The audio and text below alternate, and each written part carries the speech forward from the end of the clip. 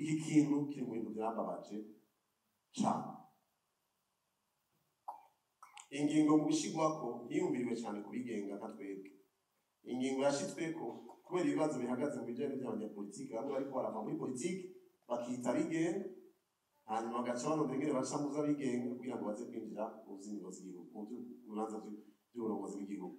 Kubera ko atabigenga ari bwaboneke benshi rero baca bafata iyo ngingo kugira ngo izibire abanyamigambwe, bafata iminsi mikeyi bakihindura bigenga, bacaza na bya vyiyumviro vya politiki.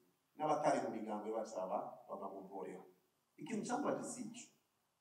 Igihe bwizwa shingiro rirabwa rigasubirwamo rigatorwa mu mwaka wa 2018. Inyuma ya narabajije indongozi nyinshi cyane cyane bari muri amashinga amateka n'indongozi amateka, maze kubona itegeko sanga ryarinjiye, nari nzi ngo biri mu itegeko ry'amatora gusa, ariko ryaragiye mu bwizwa shingiro.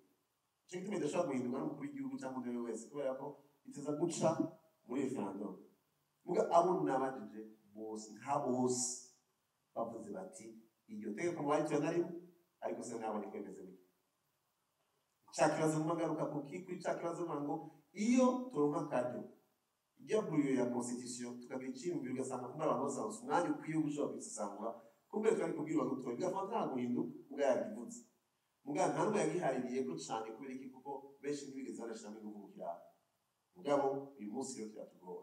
Icyo gituma ari byiza yuko tumaze kuba mu bantu bashika muri amashinga amateka haba guhimiriza yuko itegeko imbere yuko rirengana risesangurwe ijyanwe ngo n'igihugu ahantu baronka ivyiyumviro bagico bashikijeko kandi bize kuneza ya bose. Uyu munsi hariho n'abavyiyumviriye ko mwashaka babagenzi tuganira akavuga ati iyo namenya ko ari uzoburi kwitoza ico gihe kongore twari kugabanya tugashaka 20. Mugabo vyaramaze kujamwo nta kundi.